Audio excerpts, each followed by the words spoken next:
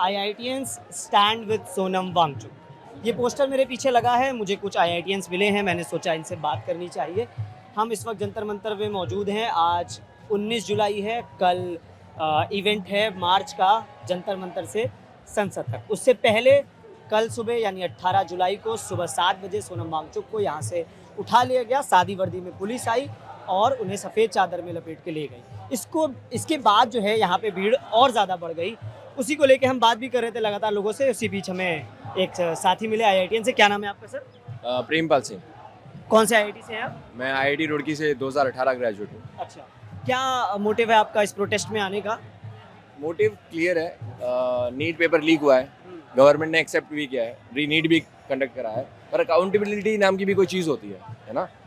अगर युवा पीढ़ी का शिक्षा व्यवस्था से भरोसा उठ जाएगा तो इस देश की जो नींव है ना वो खोखली वैसे हो गई है, पर वो और रफ्तार से टूट जाएगी एक तरीके से मैं कहूँ तो बस उसी के लिए एक पहली पहल है कि बदलाव तो हम बहुत चाहते हैं, पर अभी ये जो प्रोटेस्ट हो रहा है उसका केवल एक मुद्दा है कि अकाउंटेबिलिटी फिक्स की जाए।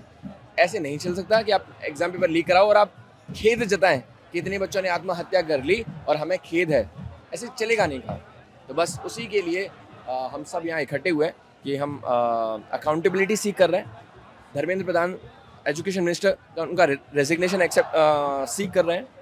तो यही मतलब मुद्दा है। अच्छा, अगर मैं थोड़ा फ्रैंक हो सकूँ आपसे, अदरवाइज क्योंकि यहाँ पे बहुत जज करने लगते हैं लोग, पर अकाउंटेबिलिटी और इस्तीफे से क्या बदलेगा? क्या कुछ बदल पाएगा एजुकेशन सिस्टम?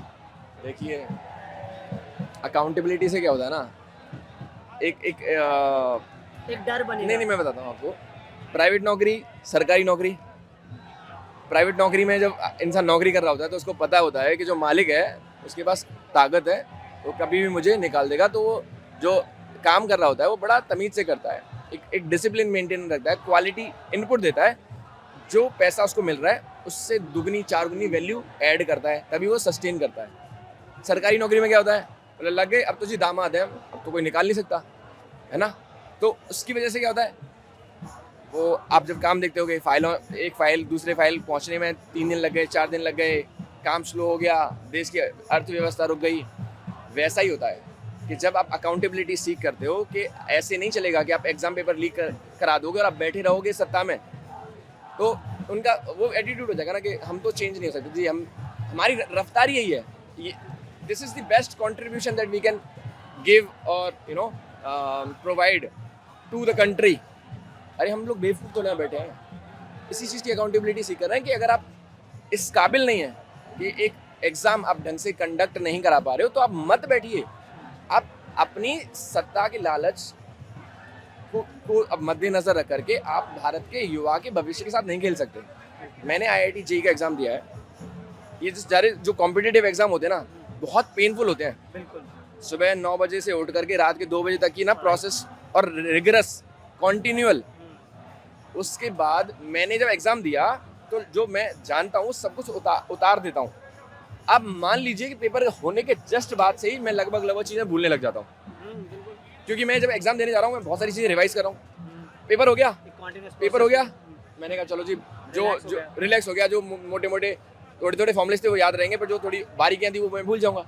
अब ऐसे में डिक्लेरेशन हो जाए कि रीनीट होगा जी, पैर कहाँ जाएंगे। मजाक की बात नहीं है, उन्होंने दिया होता तो वो जानते, हम जानते हैं, इसलिए हम उनका दर्द समझते हैं बच्चों का।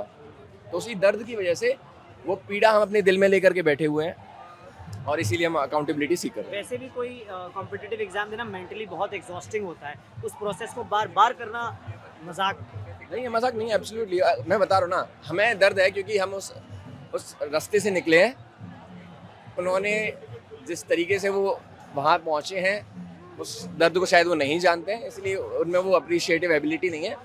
तो हम बस ये नैरेटिव रखना चाहते हैं कि देश का शिक्षा मंत्री हम हल्के में नहीं एक्सेप्ट करेंगे। हमें मजबूत शिक्षा मंत्री चाहिए, सरकार कोई भी हो, शिक्षा मंत्री हमको मजबूत चाहिए और अकाउंटेबल चाहिए, जो जवाबदेही दे, कुछ गलती हो तो उसका अकाउंटेबिलिटी ले।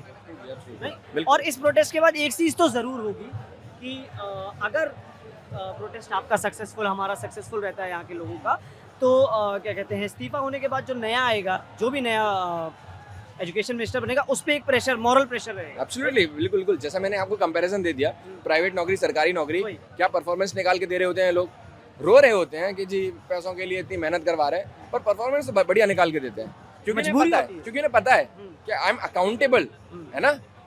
मैंने परफॉर्म नहीं किया तो मैं निकाला जा सकता हूँ, हाँ। तो इंसान बेस्ट आउटपुट देता है। यहाँ पर कोई मतलब ही नहीं है।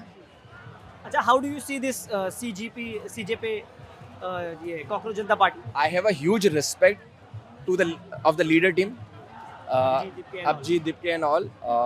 Abhijit Dipke, Ashutosh Ranka, Saurabh Das. They have captured the moment. Youth was really frustrated. They have channelized all that frustration in one point. And मैं 20 तारीख को आया था, जब दिल्ली का ये जो प्रोटेस्ट का पहला दिन था, और मैं एक्सेप्ट करके आया था कि शायद जब प्रोटेस्ट खत्म होगा तो काफ़ी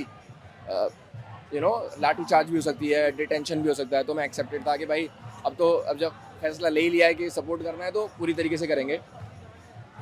ये जो आप बैनर वगैरह देख रहे हैं पीछे उन्होंने ऊपर जो लगा रखे हैं, जो तिरपाल देख रहे हैं, वो कुछ भी नहीं था। अच्छा, तब से दोपहर 1 बजे गर्मी में बच्चे वहाँ बैठे हुए हैं, वो वहाँ से नारेबाजी कर रहे हैं। शाम के 6-7 बजे तक पुलिस ने पानी बंद कर दिया। इतना रेजिस्टेंस दिखाया, इतना कंट्रोल दिखाया, इतनी एनर्जी दिखाई कि उस दिन से लेकर के आज तक वो भीड़ को रोके हुए हैं। 10 लोगों को बिठाना बहुत मुश्किल है, इतनी डाइवर्स भीड़ को, थिंकिंग के साथ। So I have a huge respect of this leadership team. They have done a wonderful job and a favor to this nation. क्या नाम है आपका सर? लोकेश परेवा। जी, लोकेश परेवा, कौन से आईआईटी से हैं आप? आईआईटी वाराणसी से हूँ मैं। अभी आप पढ़ रहे हैं, पास आउट हो गए? नहीं, 2021 ग्रेजुएट हूँ। आप कैसे आए इस प्रोटेस्ट में, कैसे जुड़े आप? मैं बेसिकली एक एजुकेटर हूँ और मेंटोर भी हूँ, नीट और अच्छा, आप एजुकेटर हैं? जी जी जी हाँ। तो तैयारी के बाद, और अब मैं खुद भी तैयारी करवाता हूँ, तो मुझे पता है कि जो बच्चे हैं वो कितने ज़्यादा स्ट्रेस से निकलते हैं। 1 साल की तैयारी, 2 साल की तैयारी। आईआईटी में, जेईई में तो क्या होता है कि आपके पास 2 ही चांस होते हैं, तो आप 2 साल की तैयारी करके या तो आप पास होते हो या तो फेल होते हो। बट नीट में आपके पास काफ़ी सारे चांसेस है। तो बहुत सारे ऐसे भी बच्चे हैं जो 3 साल से 4 साल से तैयारी कर रहे हैं, और बहुत सारे ऐसे बच्चे हैं जो अभी इनिशियल ईयर में ही है, जो कि बहुत डेडिकेटेडली तैयारी कर रहे हैं। फिर आप सडनली एग्ज़ाम दे के आते हो, आप रिलैक्स होते हो, जैसे कि भैया ने कहा अभी, एंड देन नेक्स्ट डे आपको पता चलता है कि पेपर लीक हो गया है। उसके बाद जो मेंटल ट्रॉमा से बच्चा गुजरता है, उसका आप और मैं शायद उतना अंदाज़ा भी नहीं लगा सकते। एज अ मेंटर मैं देखता हूँ बच्चे कितने स्ट्रेस में आते हैं मेरे पास कि सर बहुत ज़्यादा प्रेशर है एग्ज़ाम का, कैसे हैंडल होगा। तो मैं उनको ये बोलता हूँ कि बेटा हो जाएगा, just trust yourself and do whatever you can do. Then suddenly उनकी मेहनत एक चुटकी बजाई और गायब। फिर आप तो बहुत ईजिली कह देते हो कि कोई नहीं बेटा, हम दोबारा से नीट करवा लेंगे, क्या हो गया है। बट दोबारा से एग्ज़ाम के लिए अपने आप को प्रिपेयर करना बहुत ही एक्सट्रीमली डिफ़िकल्ट होता है, और उसका रिज़ल्ट हमने देखा। 20 बच्चों ने सुसाइड कर लिया, अभी आई थिंक 1 बच्चे का और अभी नाम जुड़ा है, तो कुल मिला के 21 बच्चों ने सुसाइड कर लिया। हम आप और सरकार कह देते क्या हो गया, सुसाइड तो कर लिया। बट यू नेवर नो उनकी फैमिली किस ट्रॉमा से गुजर रही है, उन बच्चों ने कितना स्ट्रगल फेस किया था, उसके बाद उनको मिला क्या, सुसाइड। और सरकार इतनी इजीली कह देती है कि हम फिर से नीट कराते रहे बिना किसी अकाउंटेबिलिटी को तय करे। हमारे जो शिक्षा मंत्री है वो कह देते हैं कि भाई हम कोई रिस्पॉन्सिबिलिटी नहीं लेंगे, हम तो दोबारा नीट करा देंगे, आप अपना देख लो। तो हम ये चाहते हैं कि सरकार जो है एक अकाउंटेबिलिटी तय करे, शिक्षा मंत्री तुरंत इस्तीफा दे, और उसके बाद जो भी शिक्षा मंत्री आए वो इस चीज़ को बहुत ही गंभीरता से ले कि कोई ये, क्योंकि बहुत ही कोई छोटा सा इशू नहीं है जिसको आप ऐसे चुटकी बजा के टाल दोगे। अगर आप अभी रिसेंटली 2-3 दिन पहले का देखो तो सीबीएसई में घोटाला हुआ है, और इवन दो जो अभी री-नीट का रिजल्ट आया है उसमें भी स्कैम हुआ है। बहुत सारे बच्चों की OMRs सोशल मीडिया पे वायरल हो रही है, जहाँ पे बच्चे बोल रहे हैं कि सर हमारे आंसर शीट में तो 600 प्लस मार्क्स है, जबकि हमारे एक्चुअल रिजल्ट में 30 मार्क्स, किसी के 40 मार्क्स का डिफरेंस है, किसी के 200 मार्क्स का डिफरेंस है। तो अगर इस बार वो एग्ज़ाम लीक नहीं करवा पाए तो इस बार रिजल्ट में स्कैम कर दिया। तो मतलब ये एक तरीके का ना सिस्टमेटिकली प्लान्ड सिस्टम है, क्योंकि इतने बड़े लेवल पे जो भी लीक होता है वो गवर्नमेंट की हेल्प के बिना हो ही नहीं सकता। आप देखो पिछले 10 सालों में, या पिछले टोटल अगर हम 12 साल में गिने तो 5 बार तो ऑफिशियली नीट का पेपर लीक हुआ ही हुआ है, और ऑफिशियली नहीं है ये चीज़, बट मुझे तो पूरा भरोसा है कि वो पिछले 7 बार भी हुआ ही होगा, बट वो लाइमलाइट में नहीं आया। और सिर्फ नीट की बात नहीं है, स्टेट गवर्नमेंट के कितने सारे एग्जाम्स लीक होते रहते हैं, रेलवे के लीक होते हैं, एसएससी के लीक होते हैं, जितने भी गवर्नमेंट एग्जाम्स हैं, मतलब इतने ज़्यादा नंबर्स में एग्जाम्स लीक हो रहे हैं कि बच्चे ना परेशान हो गए हैं। और एज ए मेंटर मेरे को वो देख के ना बड़ा दुख होता है कि यार एक बच्चा अपनी पूरी लाइफ लगा रहा है उसमें, उसका पूरा फ्यूचर उस चीज़ पर डिपेंडेड है, और आप बस पेपर लीक करवा देते हो, कुछ पैसों के लिए उसको बेच देते हो, और बच्चों का करियर आपके लिए एक मतलब खेल जैसा है। तो हम चाहते हैं कि ये बंद हो, इस्तीफा दे धर्मेंद्र प्रधान, और गवर्नमेंट पे ये सीधा प्रेशर होना चाहिए कि भाई आप एजुकेशन के साथ बिल्कुल भी खिलवाड़ नहीं कर सकते, अदरवाइज इसका कॉन्सिक्वेंसेस पूरी सरकार को झेलना पड़ेगा। अभी आपने देखा कि 21वें दिन के शुरू में सोनम वांगचुक को किस तरह से अपडेट किया गया, कहते हैं पुलिस वालों ने कहा कोर्ट का ऑर्डर है, बट हम सबको पता है कोर्ट ने ऐसा कोई भी ऑर्डर नहीं दिया था। उन्होंने क्लियरली कहा था कि आप वाइटल्स मॉनिटर करो, अगर उनकी जान को कोई बहुत हाई रिस्क होता है तो डॉक्टर की निगरानी में आप कुछ आगे देखा जाएगा, बट आप अबडक्ट नहीं कर सकते। अब सुबह भी शायद डिटेंशन करने की कोशिश करी थी, वो ये चाह रहे हैं कि कल का मार्च किसी भी तरीके से कैंसिल आउट किया जाए। अभी हमने बाहर भी देखा, पूरा आरपीएफ रेडी है, वाटर कैनन से लाठीचार्ज की भी संभावना हो सकती है, बट हम उस चीज़ के लिए एकदम प्रिपेयर हो गया है, कल का मार्च करेंगे, और हम ये चाहते हैं कि कल का मार्च सक्सेसफुल रहे।